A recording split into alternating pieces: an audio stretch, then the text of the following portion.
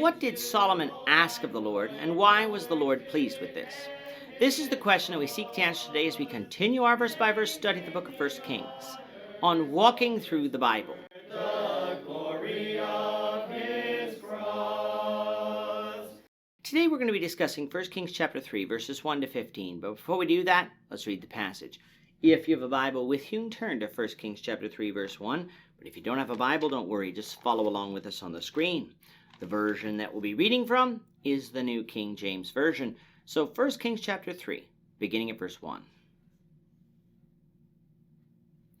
Now Solomon made a treaty with Pharaoh, king of Egypt, and married Pharaoh's daughter.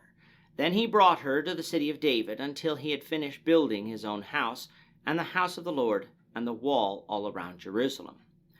Meanwhile, the people sacrificed at the high places, because there was no house built for the name of the Lord until those days. And Solomon loved the Lord, walking in the statutes of his father David, except that he sacrificed and burnt incense at the high places. Now the king went to Gibeon to sacrifice there, for that was the great high place. Solomon offered 1,000 burnt offerings on that altar. At Gibeon the Lord appeared to Solomon in a dream by night, and God said, "Ask, what shall I give you?"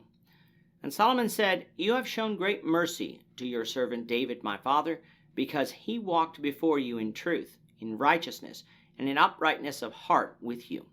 You have continued this great kindness for him, and you have given him a son to sit on his throne, as it is this day. Now, O Lord my God, you have made your servant king instead of my father David. But I am a little child. I do not know how to go out or come in. And your servant is in the midst of your people whom you have chosen, a great people, too numerous to be numbered or counted. Therefore, give to your servant an understanding heart to judge your people, that I may discern between good and evil. For who is able to judge this great people of yours?" The speech pleased the Lord, that Solomon had asked this thing. Then God said to him, "Because you have asked this thing, and have not asked long life for yourself, nor asked riches for yourself, nor have asked the life of your enemies, but have asked for yourself understanding to discern justice, behold, I have done according to your words. See, I have given you a wise and understanding heart, so that there has not been anyone like you before you, nor shall any like you arise after you. And I have also given you what you have not asked, both riches and honor, so that there shall not be anyone like you among the kings all your days. So if you walk in my ways, to keep my statutes and my commandments, as your father David walked, then I will lengthen your days." Then Solomon awoke, and indeed it had been a dream. And he came to Jerusalem, and stood before the ark of the covenant of the Lord, offered up burnt offerings, offered peace offerings, and made a feast for all his servants. Coming now to chapter 3, we begin seeing the rule of Solomon in more earnest. Chapter 1 gave us his anointing, while chapter 2 dealt with David's death, as well as Solomon's judging some of the people of David's reign that needed to be punished. Starting in chapter 3, we begin to see some of Solomon's exploits. The first thing we see is a treaty made by Solomon and the Pharaoh of Egypt. It is not really possible to say with certainty who this Pharaoh is, because he is not named, and our knowledge of Egyptian dynasties change with new discoveries, so we will not attempt to do so. But suffice it to say, this treaty, I'm sure, would have been surprising to the people of Israel. Why? Because Egypt had not been their friend throughout their history. Abraham didn't leave Egypt on friendly terms with the Pharaoh of Egypt, due to Abraham lying to him about Sarah. And even though Israel did live in Egypt peacefully during the days of Joseph, that was only momentarily. Following Joseph's death, especially, Egypt enslaved them. It was only when Moses led them out of Egypt by the power of God that they obtained victory over Egypt. And then if we read secular history, due largely to Israel's sin during the period of the Judges, we find that Egypt did exert considerable control of the peoples in the land of Canaan well after Israel settled in Canaan. So why would Solomon want to make a treaty with Egypt? Why would anybody want to make a treaty? For peace. David had grown the kingdom of Israel, and Solomon would expand it further, something that Egypt could see as a threat. Why then wouldn't you want to avoid war if possible? The problem I see with this treaty, though, is that God didn't command it, and as such, was Solomon really following the will of the Lord here? The text does not say, but due to the fact that the Lord blessed Solomon not only here in this chapter, but in the future, at the very least we can say the Lord was indifferent to Solomon's actions. The only treaties Israel was barred from making was with the Canaanite people of the land, according to Exodus 34, verse 12. So what Solomon did here we cannot say specifically went against the law, even though it was a treaty made with a nation that had afflicted them in the past. And to seal this treaty, Solomon married Pharaoh's daughter. As among royalty from different nations, that was how treaties were ratified. Now we have to ask ourselves some questions. Did Solomon sin by marrying this Egyptian? Well, according to Deuteronomy chapter 7, verses 1 to 4, Egyptians were not on that list. So by the letter of the law, we can't say that he did. However, there was a reason God gave that instruction about those nations. For Deuteronomy 7, verse 4 says, "For they will turn your sons away from following me to serve other gods, so the anger of the Lord will be aroused against you and destroy you suddenly." There was no xenophobia or ethnophobia with God's instructions to Israel here. It was for their own protection, lest they turn to idolatry. And so at the very least, unless Solomon's Egyptian wife turned away from her idolatry, it would be unwise for Solomon to marry this woman, and the results of marriages to women like these will show us just how unwise later on in Solomon's life. Solomon brought his new wife to Jerusalem, the city of David, until he had finished building his own house, the temple, and the wall around Jerusalem. This admission here by the author of 1 Kings is not an indication that how much time has passed. It's just a statement about future events related to the initial marriage of Solomon to this woman and her coming to Jerusalem. In the early days of Solomon, we find out that something was going on in Israel that the Lord did not originally want Israel to do, namely sacrificing in the high places. In Deuteronomy chapter 12, verses 5 to 11, we read, "But you shall seek the place where the Lord your God chooses out of all your tribes to place his name for his dwelling place, and there you shall go.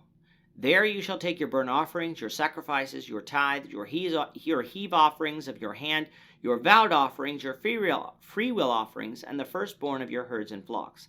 And there you shall eat before the Lord your God, and you shall rejoice in all to which you have put your hand, you and your households, in which the Lord your God has blessed you.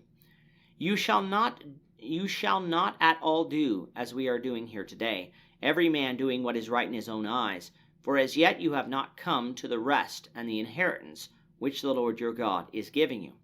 But when you cross over the Jordan and dwell in the land which the Lord your God is giving you to inherit, and he gives you rest from all your enemies round about, so that you dwell in safety, then there will be the place where the Lord your God chooses to make his name abide. There you shall bring all that I command you, your burnt offerings, your sacrifices, your tithes, the heave offerings of your hand, and all your choice offerings which you vow to the Lord." Originally, God placed his name in Shiloh, and it was there that the tabernacle was built, and it was there that God desired people to come and worship him.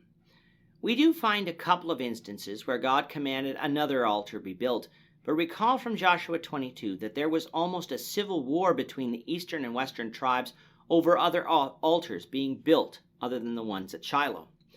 In the days of Eli, though, Shiloh was destroyed and the tabernacle moved. About 120 years had passed, and still all the articles of the tabernacle had not been reunited yet, for most of the tabernacle was in Gibeon, while the Ark of the Covenant was in Jerusalem. During the days of Samuel and David, we do see other altars being built frequently, because no house of the Lord had been built yet. And so, while God seemingly excused this practice of sacrificing in high places, he only excused it if they were worshiping him, not other gods as other nations did. And so when the author of 1 Kings tells us about the attitude of Solomon towards God, we're told that he loved the Lord, walking in all the statutes of David, except that he sacrificed and burned incense at the high places. This latter statement shows us that the author is intending us to realize that Solomon still did these things after the temple was built, which would be a problem due to Deuteronomy 12. And not only would Solomon do this, but he would also worship other gods at these high places, which of course will anger the Lord. From this, we must realize that sin is deceptive. The Israelites had Deuteronomy 12 in the days of Samuel, David, and Solomon. They could have trekked to the tabernacle, incomplete as it was, to offer sacrifices, yet they chose to offer sacrifices elsewhere. God accepted these sacrifices due to the fact that he hadn't selected a place to place his name at after Shiloh was destroyed, just as he accepted Israel's sacrifices in the wilderness. But taking liberty with God's law in one area, hoping that he'll understand, will lead us further and further away from God's law and will result in punishment. For we don't live in the times of ignorance that God overlooked. We live in the age of God's fully revealed word in the New Testament that he expects us to obey. By sacrificing on the high hills like the heathen nations did, tempted Israel to sacrifice to other gods, which, if they had obeyed Deuteronomy 12 to begin with, they wouldn't have been tempted to do. Solomon would learn this lesson, but he would learn it the hard way. Now when Solomon was in Gibeon sacrificing to the Lord appeared to Solomon in a dream, asking him to ask whatever he wanted, and the Lord would grant it to him. This is a unique statement of the Lord, for God does not do this for everyone. Sure, he blesses us today, but he decides our blessings. He doesn't offer us a blank check, as it were. Solomon really could have asked for seemingly anything, but at this point in Solomon's life, we truly learn that he was a humble man. He knows that he was a young man and has been tasked of leading God's people, a people that by now probably was around 5 million or more based on the censuses that David took during his lifetime. Now, how young Solomon is at this point, we don't know, for the Bible never says how old Solomon was when he began to reign or when he died. We only know how long he reigned, which was 40 years. Back in our study of David, we said that David was around 45 when he committed adultery with Bathsheba, meaning that Solomon could have been no more than 25 years old when he began to reign. That means that it is likely that Solomon here is between 20 and 25 years old, which would be young for a king. And as a young king, Solomon recognized his weakness, a lack of experience and wisdom with which to judge this people. For recall, judging was one of the roles of a king. Therefore, Solomon asked God for an understanding heart to judge God's people. In other words, Solomon wanted the wisdom to discern both good and evil, the ability to not only know the law, but properly apply it in all situations. It was not good enough for Solomon to simply have knowledge of what the law said. He had to be able to take what the law said and translate that into judgments, even in parts that the law might not have directly dealt with, having only dealt with it in principle. That ask by Solomon was in and of itself wise, and showed Solomon's humility and desire to follow God. And the Lord was pleased at this, for Solomon didn't ask for something that would benefit himself or make a name for himself. He asked for something that would help others and lead them to God. Solomon chose wisely and showed a propensity of putting neighbor above himself at this point in his life. And so God told Solomon that he would make Solomon wiser and give him a heart of more understanding than anyone who came before or anyone who would come after. He would thus be able to administer justice like nobody else in Israel had or would do. And above this, God would give Solomon that which he did not ask for, riches, honor, and peace. And if Solomon obeyed God, God would also extend Solomon's life. However, we know what Solomon's life will later become, and so we understand why God did not do this for Solomon. This was quite an amazing dream, even for Solomon.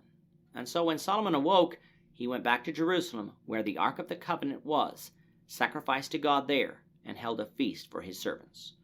We will see how Solomon uses his wisdom, the Lord willing, in the next lesson. With that, our time is up for today. The Lord willing, we hope you'll join us for tomorrow's discussion of 1 Kings chapter 3, verses 16 to 28, as we continue our walk through the Bible, one verse at a time. Thank you for watching today's episode. We hope that you found it edifying and ask that you not only subscribe to our channel and podcast, but that you like and share this episode among your friends so that the saving gospel of Jesus Christ can go out to the whole world.